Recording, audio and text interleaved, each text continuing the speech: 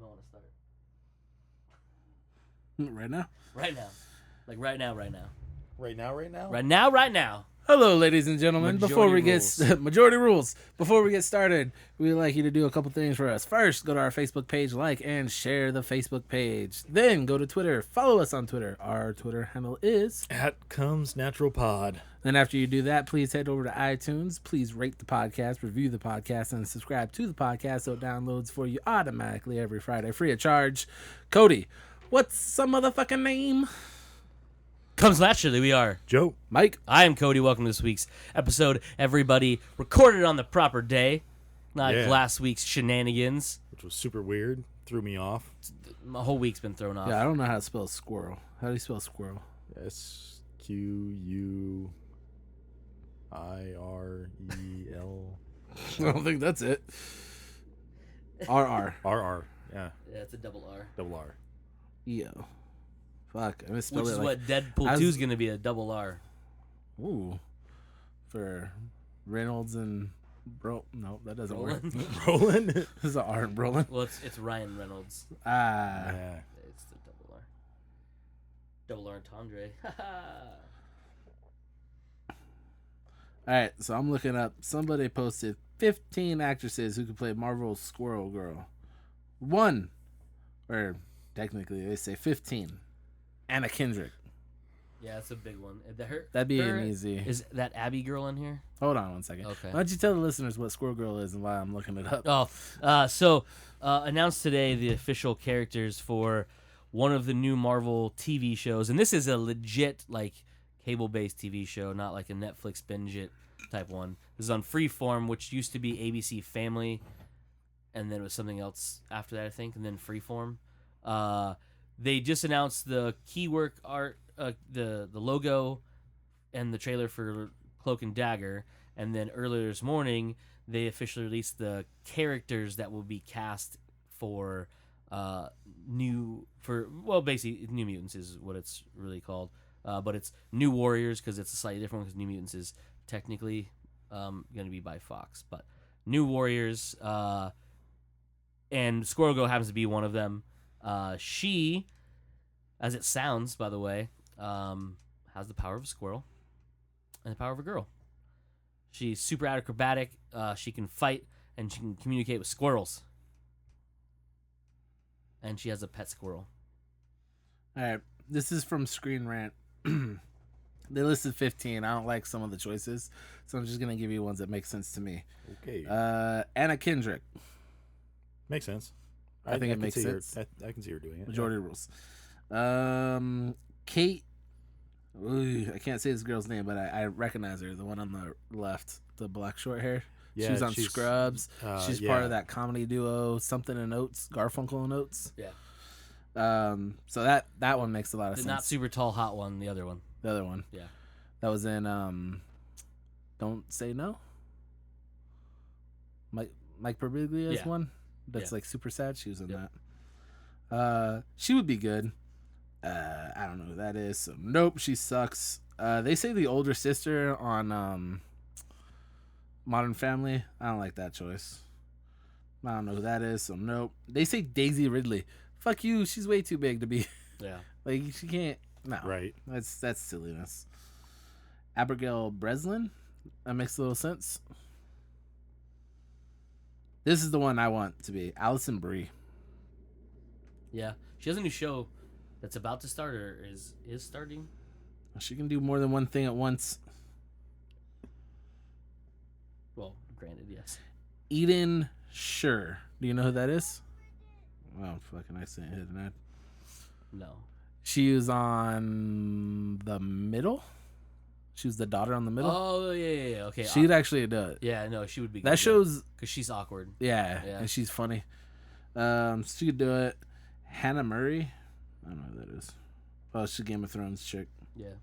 Ellen Page. Ugh, gross. I don't know who that is. And Mae Whitman was the last one. I don't like that. So I like Allison Brie, Anna Kendrick, and You don't like Macy Williams? Macy Williams? Macy Williams? Nah, dude, she's Game of Thrones. She's not gonna do. Game of Thrones is gonna be done after the next season. Two seasons. It's never gonna end. No, they already said that. No, they'll be like, "Oh, it's over." Walking Dead and will then, never end and then, bam, new episode. The Walking Dead will never end because they don't have an ending for it. because it's still going. Yeah. Well, I mean, technically, so is Game of Thrones, but they already veered off enough to have their own ending happen. Stance. Yeah, I really don't recognize. Oh, Mary Elizabeth Winstead. Wow.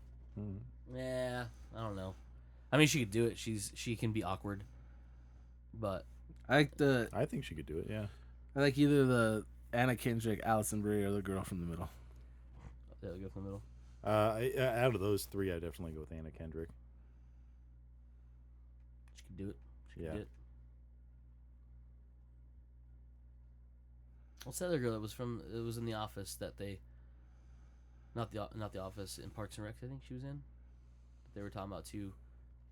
Audrey something. Audrey. That's the one. You know what I'm talking about. Plaza. Yeah. Audrey That was Plaza. her name was being thrown around a lot too. That makes a lot of sense too. But she's in. The new X-Men one. Yeah. The pseudo X-Men. Yeah. So I don't know if that's gonna work out so well. Star-Lord was in Parks and Rec. It's true. Sense. It's true. Yep. It's true. Star Wars new. We get everyone from Parks and Rec and put them in a superhero movie. We already got, or superhero TV show. We already got 2. Next, we need to get Nick Offerman to replace Brolin as Cable. No. I would like that. That'd be hilarious.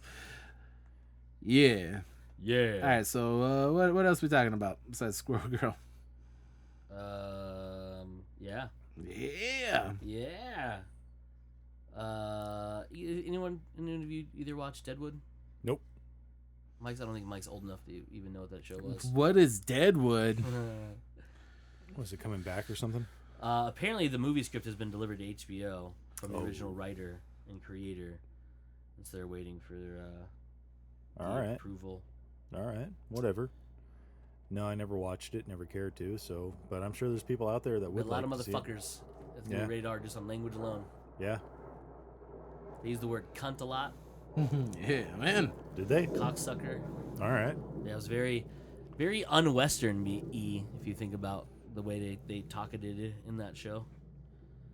But whatever, Yeah. teach their own type thing. But it's cool. Totally cool. Totally cool. Let's see what else.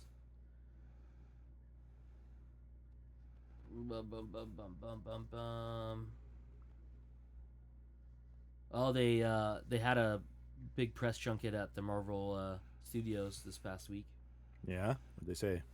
They showed off a sneak peek of behind-the-scenes stuff from Black Panther and the first footage from Black Panther, concept art for Captain Marvel, concept art from Ant-Man and the Wasp, and then they all got to do a preview screening of Guardians, which is the first actual audience that was not cast or crew to see the movie. Nice. But there's an embargo on the reviews until the 21st, which is Saturday, because that's when it premieres outside the U.S. I believe Europe and China. Okay. Or is it Japan that gets it first? One of the, I know other countries get it on the 21st, and we have to wait till the 5th for whatever reason. I think China. Yeah. It might be China. China gets it first. Yeah, it might be China. So yeah, we'll have that. What else? What else? Oh, Mike and I watched it. The Kingsman: The Golden Circle teaser or trailer tease came out. It's one of Mike's least favorite things is a teaser for a teaser. Right, because it's just awful.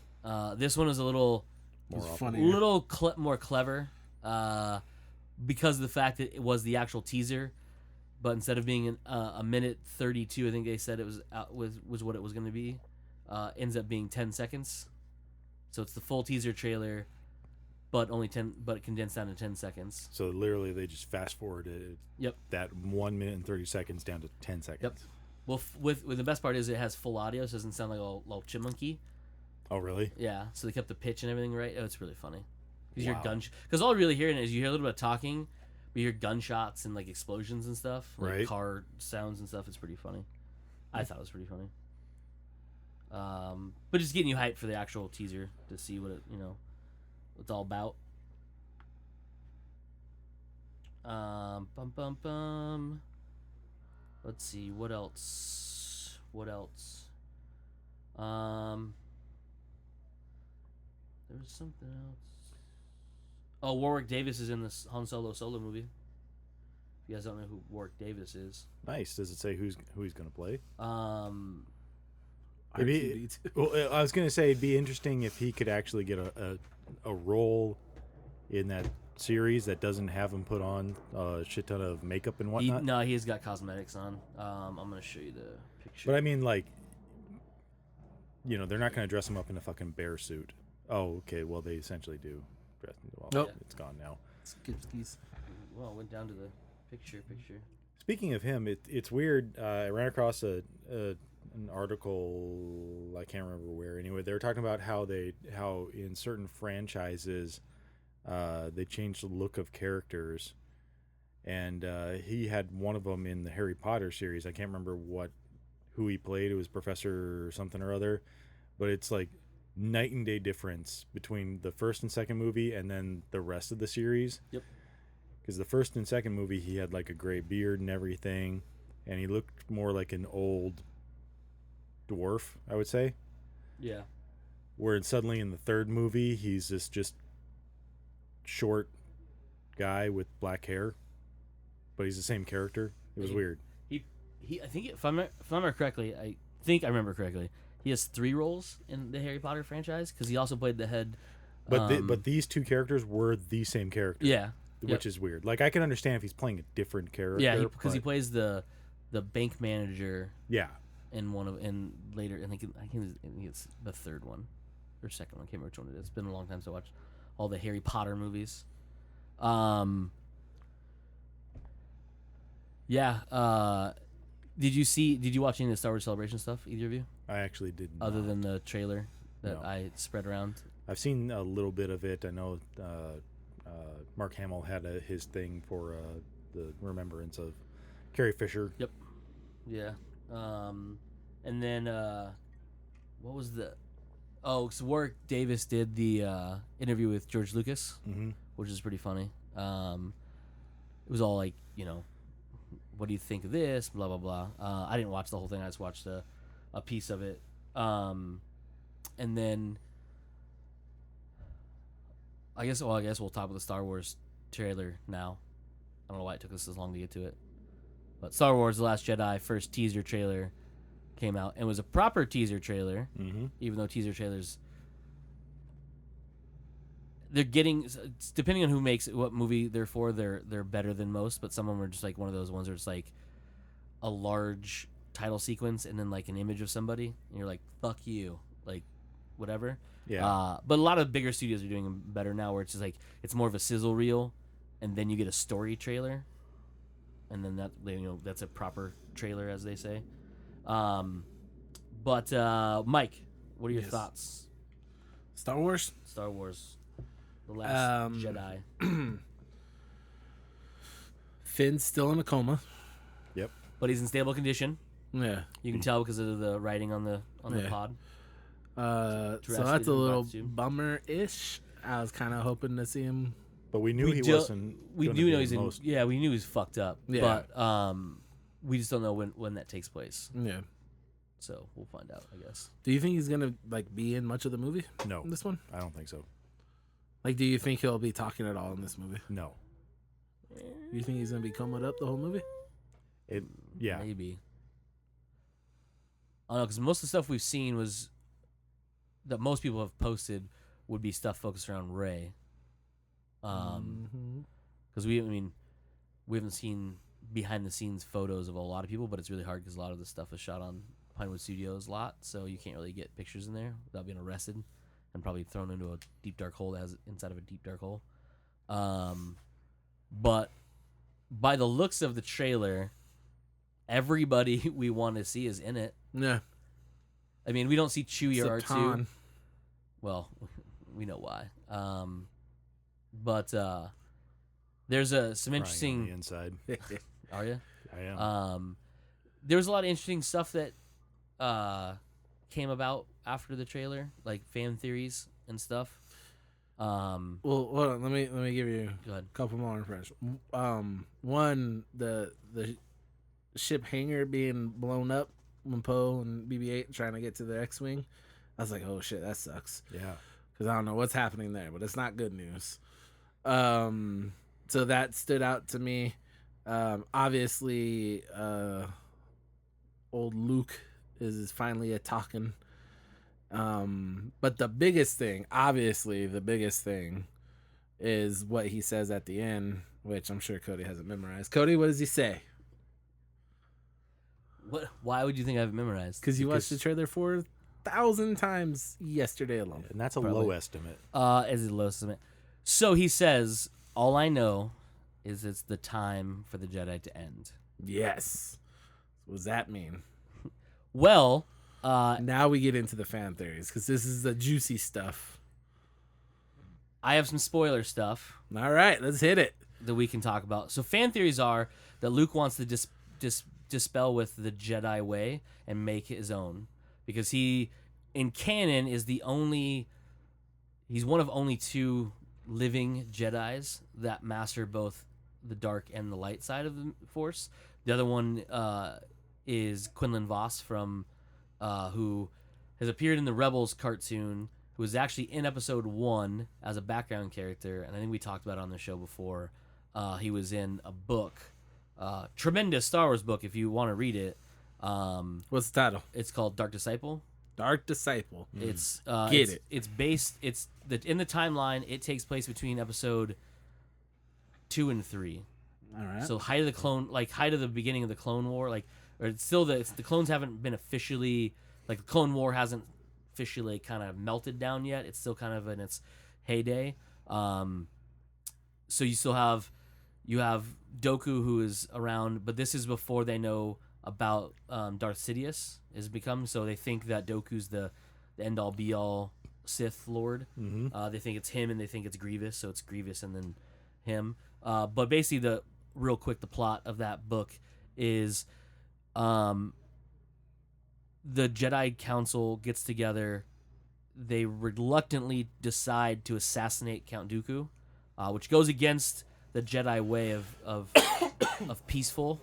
So capturing him, trying to bring him to the good, or at least rehabilitate him, versus straight out murder. So to do this, they have a special agent. He's a Jedi Knight named of Quinlan Vos. His specialty is to go undercover, deep undercover, and then take down bad people. He's a little bit on the edge because he does kill, so they don't like that about him. But they let it happen because he gets shit done. You know what I mean? Mm-hmm. Lesser of two evils, I should say. Yeah.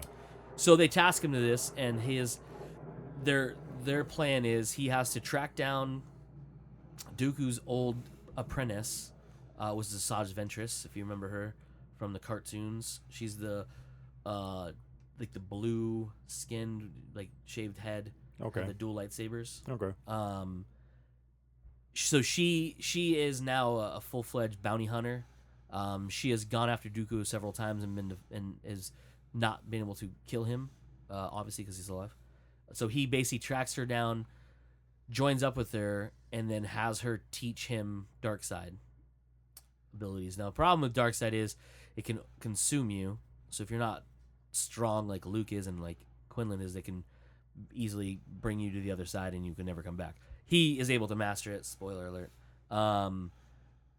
So he is one of the only two people like Luke. So the fan theory is Luke is dispelling with the Jedi way, which is only good, and is going to be teaching people how to balance between the two, so they become a more powerful force. Okay. And that's the thing. That's the reigning fan theory. Now, the truth, and this is a spoiler, so if you don't want to hear this, skip ahead a little bit. I don't know how much far ahead you need to skip, because I don't know how long we'll talk about this.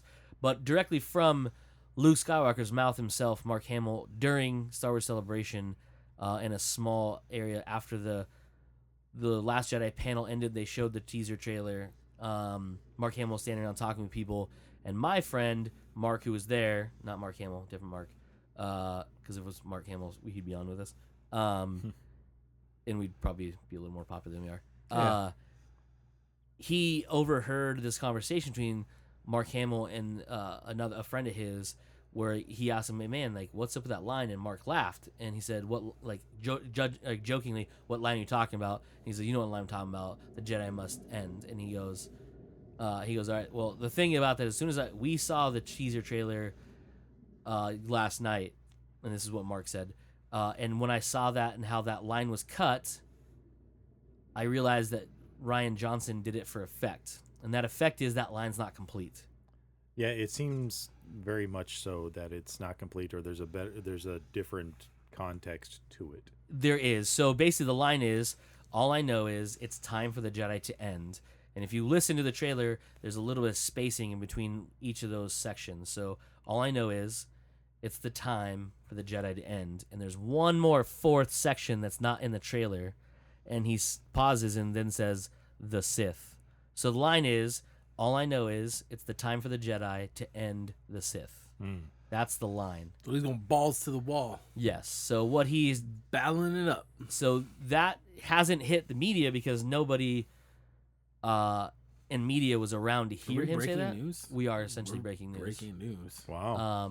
So fuck you, internet. Yeah. So we break the news here. I was scouring the internet for this information, and I have yet to find it anywhere. And y'all know that I am a fucking news hound. Mm-hmm. You know, I was gonna say pussy hound.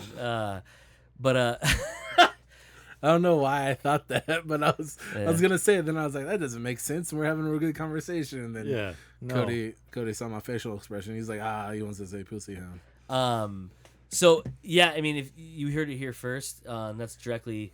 I mean, I didn't hear it directly from Mark, but sources say I heard it directly from my source, who happened to be named Mark, who happened to be standing essentially next to Mark Hamill when he said that out loud in that exact way. He told him that's what it was. Now Disney's gonna shut us down. Good job, Dick. Hey, right? What we can do? Maybe they'll buy us out.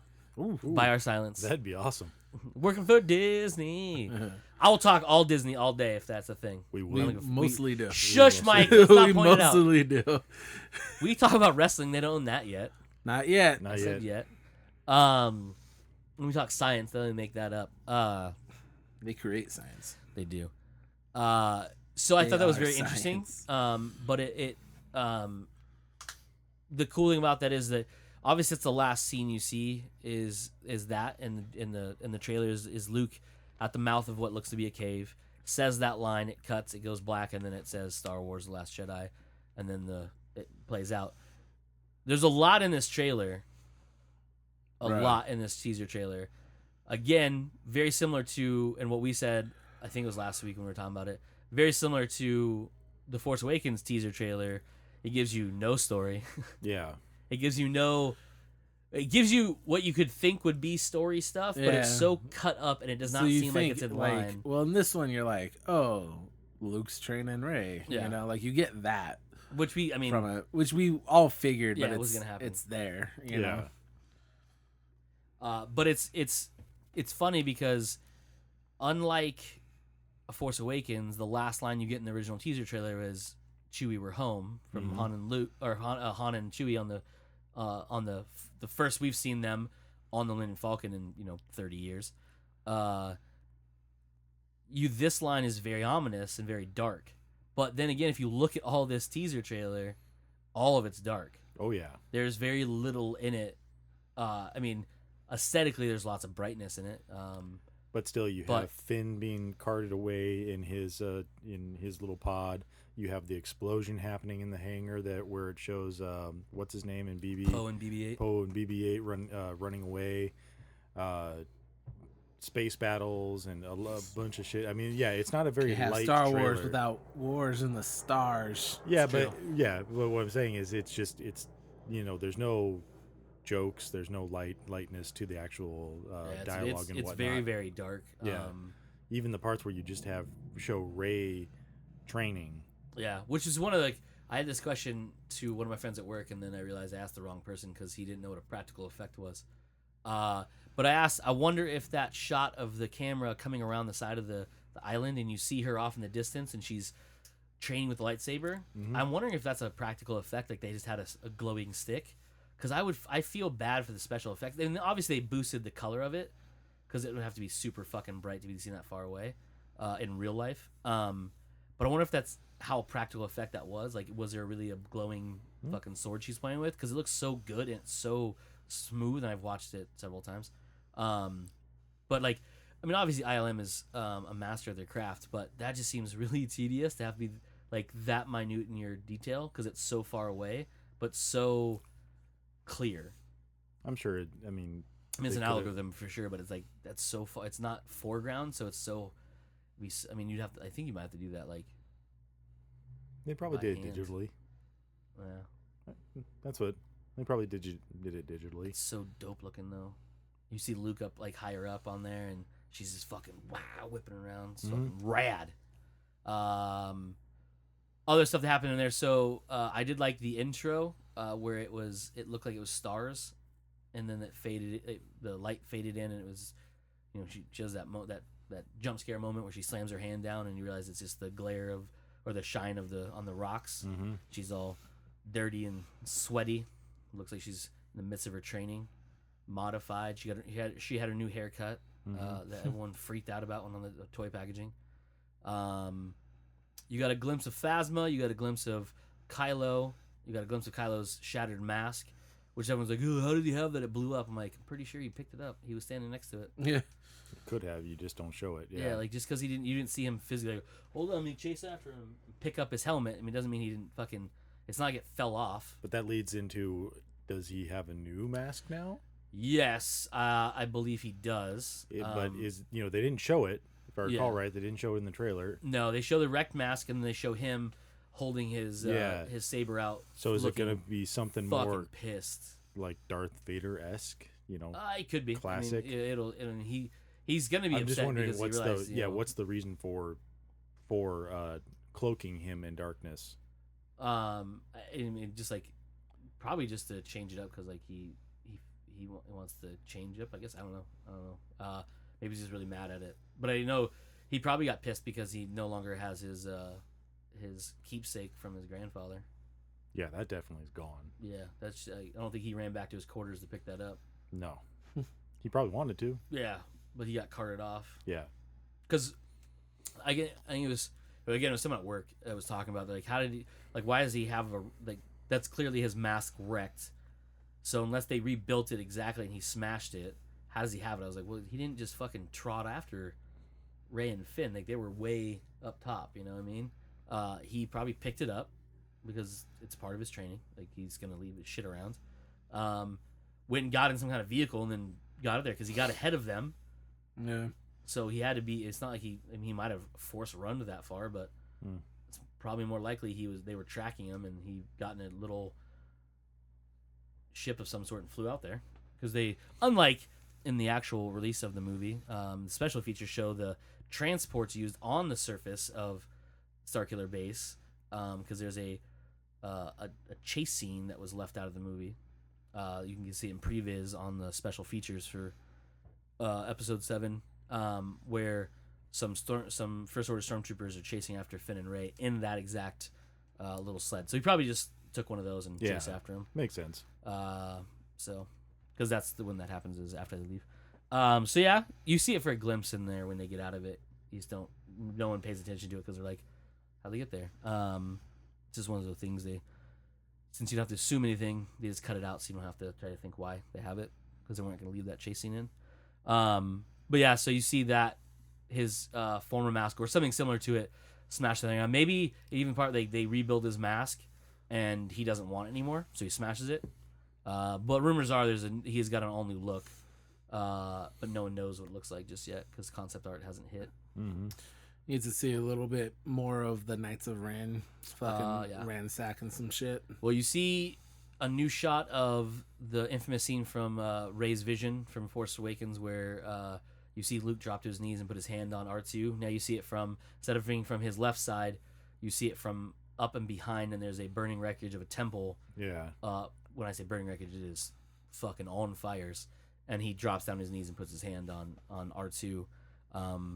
So that might be him telling Rey exactly what happened. Or we could be, I mean, part of that would be a flashback to see Kylo's betrayal to him. But yeah, I would like to see more of the Knights of Ren, because we saw a little bit of them in her vision. What else was in there? No look at Phasma's secret weapon she has, which at this point is we know is a spear. I mean, I guess it's probably a vibro blade of some sort. Yeah, but it's probably something to defend against lightsabers. I hate you so much for that. Yeah. But we see that. We see the back of Leia's head as it talks about the light side, which is cleverly done in the trailer. Which could even be a throwaway line that's not even in the movie. Yeah. Like, what do you see? You know, when he says focus. You just see the actual effects of force power though in this for the first time. Yeah. Even from like you see a little bit of it in episode 7 when like Kylo grabs that dude and drags him toward him and asks about the girl. You see obviously Kylo throw Rey up against the tree, that sort of stuff. The blaster, you know, he stops. Mm-hmm. But in this, like, she's focusing and you see the rocks start to levitate around her. Mm-hmm. And she's obviously sitting down because you can see the bottom of one of her shoes and her hands on the ground. So she's focusing her force cheese. And that was pretty cool. I thought it was pretty neat. A lot of space battles, like Mike said. There's the part of the Millennium Falcon, which again, we don't know who's in it. It could be just Chewie. Could be both. I know who's not in it. Han. That was a stab directly at you, sir. I hate you so much. He takes down a First Order TIE fighter and is chased by a couple other ones. Chewie's probably flying it. Solo. Wow. That was almost phonocide. Dick. That was kind of dickish. Let's see, what else? Majority rules. Majority rules. Yeah, that was dickish. You see Rey running right before you see Kylo, and she looks super angry, with saber in tow. Still using Anakin's saber, by the way. If you didn't notice.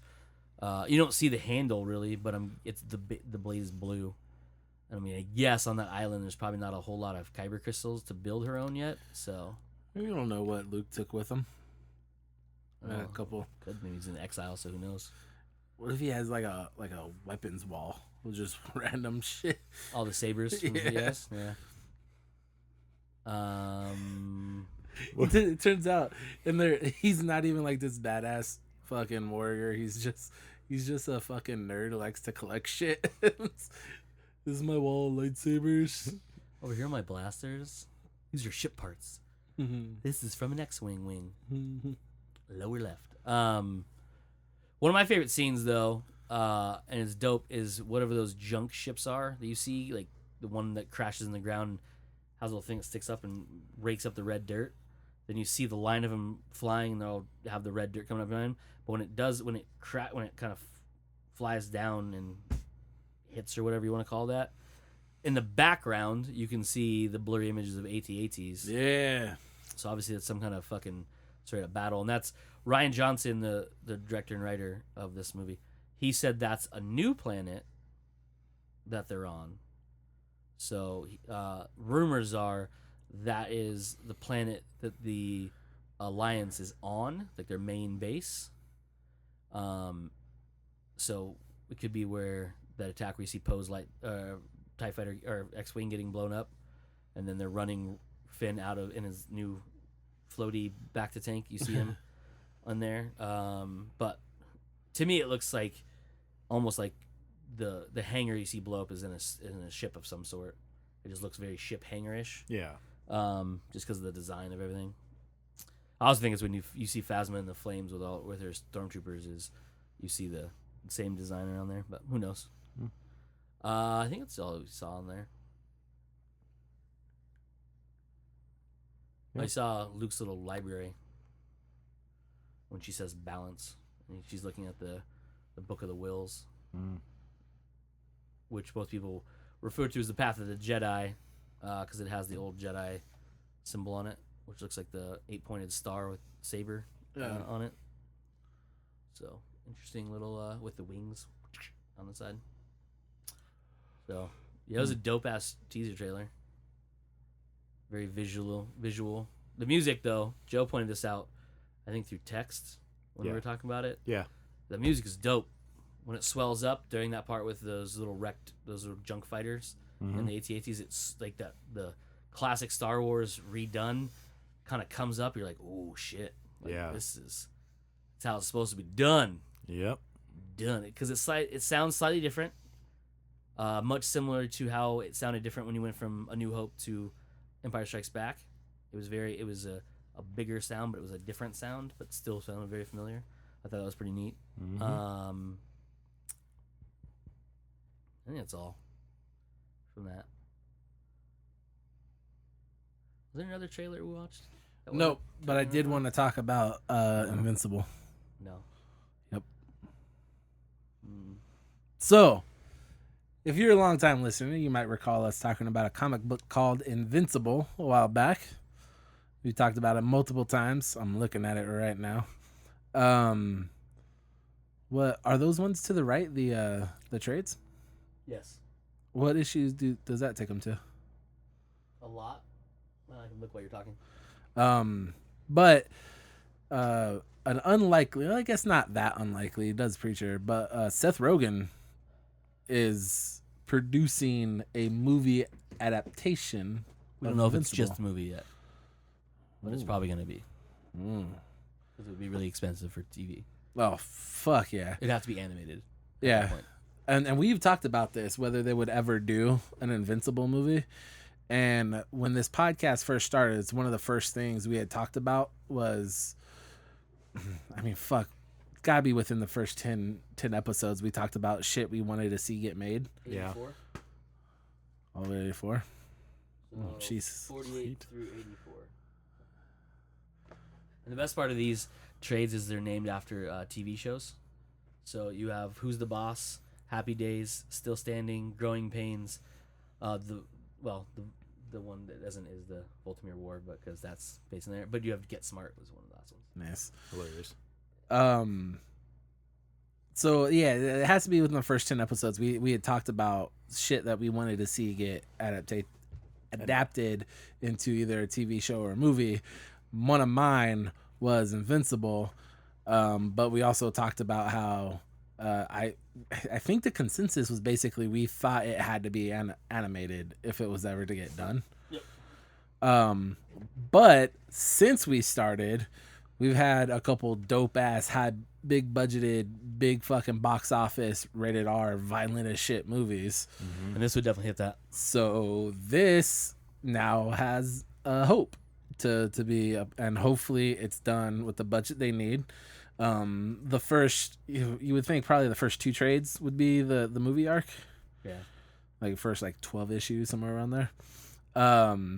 So to remind people, the story arc is kind of this high school kid. His dad is like the world's greatest superhero, and it's a world where there's superheroes. His dad is like the greatest superhero, and then when he gets into high school, he realizes he has superpowers. And so he fucks around with those, tries to fight some crime, tries to just have fun with his powers and learn about it and stuff like that. But then it basically caps off in his dad beats the fuck out of him. It's been a long time since I read it. I'm excited to reread it because. So what happens is you find out that his father, Omni-Man, has a Justice League style team that he works with. One day, he fucking snaps and murders them all. Yeah. And the best part is Robert Kirkman is a very satirish gentleman. By the way, if you're like, I don't give a fuck about this comic book, fuck you. You like the guy who created it, because I guarantee you like The Walking Dead. So you're going to like this same guy. It's drastically different than The Walking Dead. Yeah, it's not the same thing. But it's from the same writer. Character-wise, it's got really good character development in it. But the big thing is it's super fucking violent.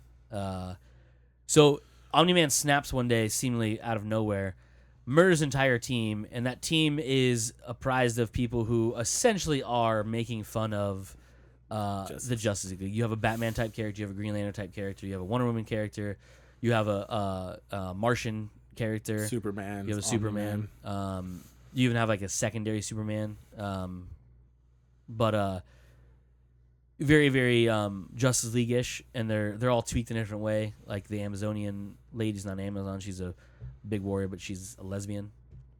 Green Lantern, his ability is he has a green pocket watch, but the way it works is he has to swallow it, and to turn off the power, he has to regurgitate it back up, which is really funny. Because one of the best scenes is like when Omni-Man goes on a strike, they don't know what's happening. There's this big thing going on, so him and one of the other characters stop. He vomits up the pocket watch. He's like bleh, vomit all over his hands, and like, oh, we're being called back, dude. He's like, oh god, so he has to swallow the vomit covered watch back to get. It's really funny.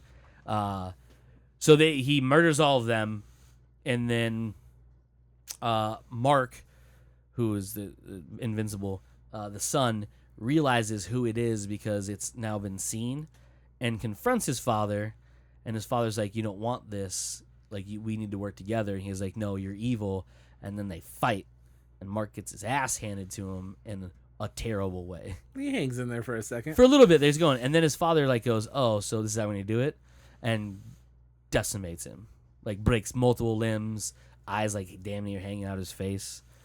That's when when Omni-Man, because if you read the comic book, you can get through the first couple issues, and you're like, oh, this isn't violent. This is just a fun comic book. And then when Omni-Man starts killing motherfuckers, it gets super gory. And then you're all of a sudden, and it's still drawn, like the illustrations on it are still like upbeat and very bright and very colorful. Mm. Like it's a Marvel style world with just epic portions of blood. Like it's like if Tarantino did a Marvel movie. Like that's what this would look like. So I'm hoping Tarantino directs this. It'll be it's directed by Rogen and Goldberg. I'm still gonna hope for Tarantino. Okay. But so yeah, I'm excited because this is one of my all-time favorite comic books was Invincible. I stopped reading it at about issue 100. I think they're on like issue 140 now or something like that. No, they're getting ready to wrap it up. They're in the almost 150s, so high 140s. I think is where it's at. Yeah, so I'm like way behind on the story, but I stopped getting single issues right around 100, so I figured that's a good time to put it away, and I'll buy the big giant collection when it's all said and done. Mm-hmm. So yeah, I'm really excited. Joe, did you ever read it?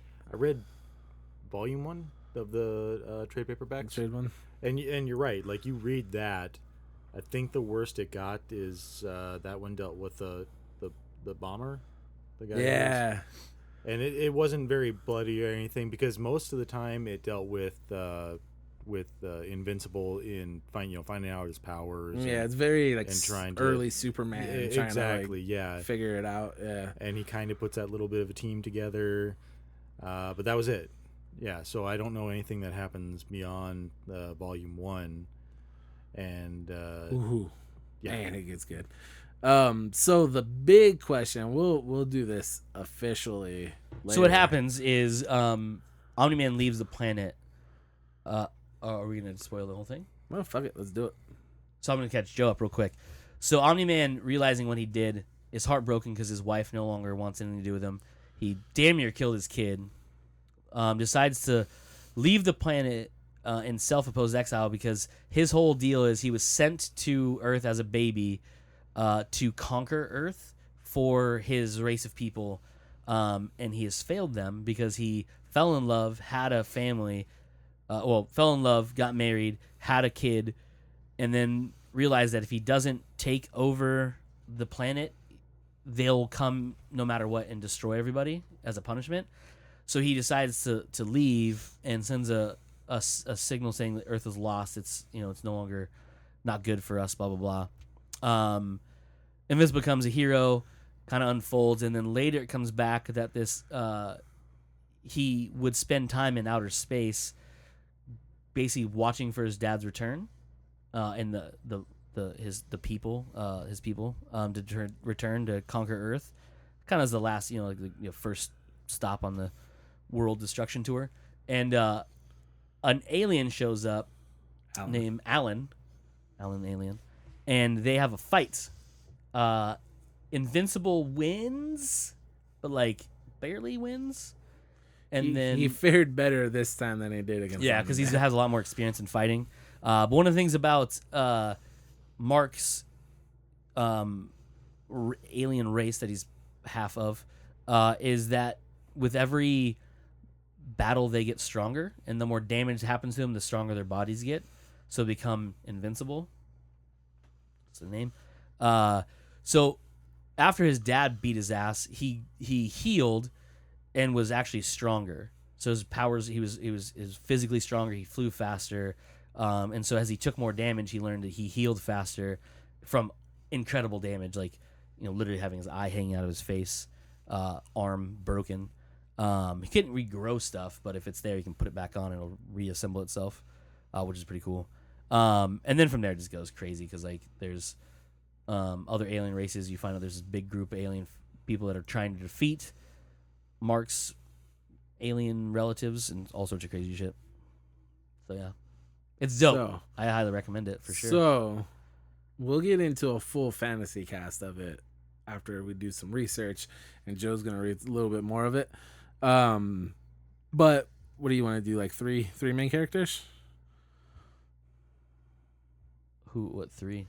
What do you need? Adam Eve. Invincible, Adam Eve. Omni-Man, and yeah, probably.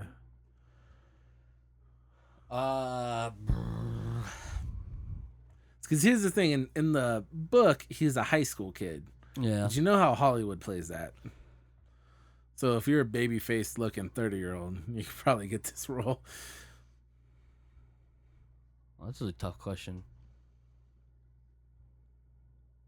Do you have any thoughts? I like John Hamm as Omni-Man. Yeah, I saw that one. I thought it was really good. That got kicked around instantly on Twitter. Like that started. And that motherfucker needs a big role. Not Javier. The other one, Jeffrey Dean Morgan, got kicked around for Omni-Man too. Yeah, which makes a lot of sense. But I like the idea. Jeffrey Dean Morgan would need to beef up again. I thought he needed to beef up for his role as Negan, but he's actually doing a really good job in Negan. Because Negan's a big dude in the comic books. That's why I thought because John Hamm's just a big dude in general, not just down south. You know what I mean? There's pictures on the internet. John Hamm's ham. But he's just like big dick. He's big dick ham. Giant dick. It's like a third leg without a knee. But he would do good because he's just a big guy, and Omni-Man needs to be well, he's a good actor a big too. Guy, yeah. And he kind of has that because he very easily could have been like a Superman character too. So like that's the kind of idea. Like whoever you think, if you ever thought about so and so would be a good Superman, like he'd be a good Omni-Man. Like that's kind of the route you want to go because Omni-Man is Superman with a mustache and like a 5 o'clock shadow and no laser eyes. Yeah, because he doesn't have that. It's just super strength and flying.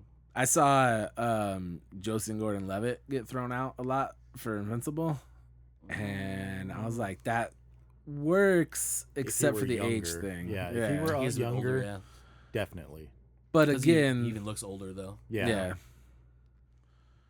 you could do it. I'm sure you could do it. I know there's quite a few younger actors out there you could get for him. And the cool thing the best part about Mark's character, so Mark or Invincible, he's not overly beefed up. No, he's just in really good shape. Yeah. But he's not Superman big, you know what I mean, or Omni-Man big. Again, another same thing. If you ever thought so and so would be good as a Spider-Man, probably going to be a good choice for Invincible. He needs to be like the taller. He needs to be like close to 6 feet, if not taller than 6 feet. Yeah. Not like, and I'm not saying taller like 7 foot tall. I'm talking like 6'1", 6'2". Because like we talked about, this group of heroes is kind of based off of. Go for it. Asap Butterfield, the kid from Ender's Game. He's He 20. could. He's 20 years old and 6 feet tall now. He is scrawny too. Yeah. Boom. He would be. Was He he would be good very, in Ender's Game? Yeah. Yeah. Yeah, he was very good. Even when it made me cry. He's in that new movie that the one where he was born on Mars. Yeah. And he Oh, that's makes, him. The yeah, Space that's him. Between Us. Yeah, that's the one. I forgot that was him. All right. As long as it's, the most fun thing about this movie to me, outside of the ridiculous amounts of violence that's going to be on screen, is the cast is so big depending on how deep into the story they go. Like, there's a lot of fun characters in this book. Mm-hmm. Like, You know, it would be a really interesting way because I just realized, but I just remembered. These two, so Seth Rogen and Goldberg, what's his name? Mike? Bill? Is it Mike? Bill Goldberg. It's not Bill. Goldberg.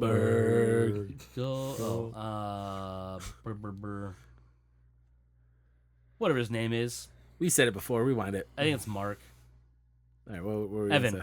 Evan Goldberg. Seth Rogen and Evan Goldberg. They're the ones that did Sausage Party. Yeah. Mm-hmm. That's really good CGI. Yeah. You could do it that way. No full CGI? No. Just I 'cause wanted the- live action, man. Like, CGI still feels like a cartoon to me. Like, I mean, it is, but Can you imagine how ridiculous it would be to watch that, but like how violent it's gonna get? it'd be cool. Like, I'd still be happy to see it. Because they use real physics in that animation, like Pixar does. So like when shit breaks, it like crumbles and breaks. Like for example, when they cut a hot dog or whatever, it, like splits like a real hot dog does. So like it would be super fucking ridiculous violent. I mean, you don't have to have like a talking condom. Yeah. But, you know. A food orgy scene at the end of it. I mean, you could, but it'd be very out of place. It'd be cool if they went by a shopping center. It was the name of that and it was shopping playing. Yeah. Or walked by a movie theater. Yeah. And it was on the billboard. It's like, oh, that's where they got it. But that'd be interesting because they could because obviously the humans in that were characterized more. Yeah, I'd still watch it and be excited about it, but I would lose a lot of excitement. I think you'd have to do live action because most people have your view on it. It's still a cartoon and it's not good as well. But I think I just thought it'd be interesting. It'd be cool for like down the road. You want to do more of them, but Nah, you don't want to go from live action to animated. you can. I just need to see the movie first. Like, or you could pull a Roger Rabbit and have some of the characters. Well, you're gonna kind of have to have some of the characters to be animated. Yeah, I saw a lot on Twitter about having The Rock play Alan the Alien. Alan the Alien is just this beefy, fucking super freaky. yoked up dude with he's red, right? It's kind of red, pink. But he's just a giant fucking roided up freak with one eye. Kind of looks like what The Rock would look like if he was pink and had one eye. I think I'd be okay with it. Yeah, It's funny because he didn't start that way. Yeah. He starts scrawny, gets his ass whipped a bunch of times on Mark, and just keeps getting bigger. yeah. Showing pictures. All right. So you see him here. Yep. And then he gets to this. Yeah. Damn. So like the Rock version, the Zac Efron version. That's another thing. I saw a lot of Zac Efron for Invincible, which I thought of that too, but he's too old as well. That's what I'm saying. Like, but like they get away with it. Yeah. Because like Andrew Garfield was Fucking 30. That dude's 30 Yeah. now. I mean, he wasn't 30 then. It was So a like couple years ago. 25 when he was playing a high school kid. Like it's gonna be a 25 to 30-year-old playing this character probably, more than likely. Mm-hmm.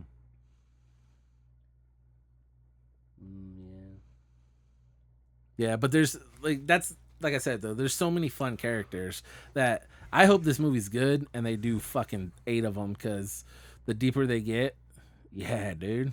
Yeah, Tech Jacket, which is one of the other Iron Man-esque. Yeah, he's another Robert Kirkman invention. Invincible, Omni-Man, you have Alan Alien, Battle Cat. This is Oliver. Battle Cat's Thor, by the way, with a cat head. Yeah, for literally essentially, looks yeah. like it. Oliver's Damien. Yeah, he's basically Robin. he's Mark's half brother, born of a mantis alien creature.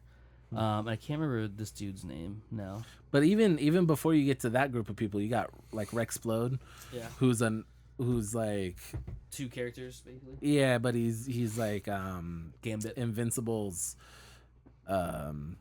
He's a good guy, but he's kind of his rival. You know, like he's a hero, but he's kind of, they don't like each other. So like that could be a fun character.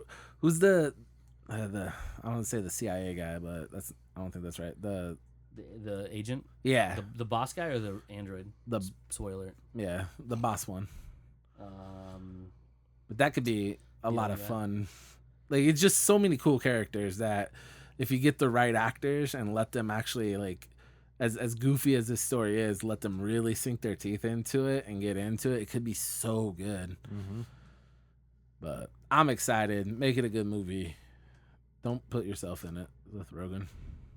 I mean, you can, but not as a fucking main star character, yeah. Or James Franco. Keep him out of this fucking movie. You said his name super douchey.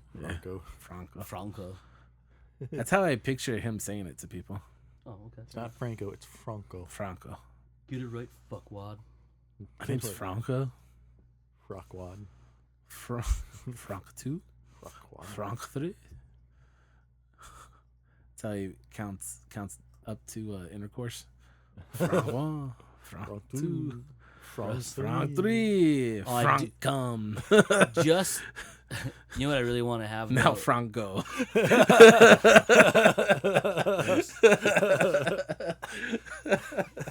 Because you have Monster Girl.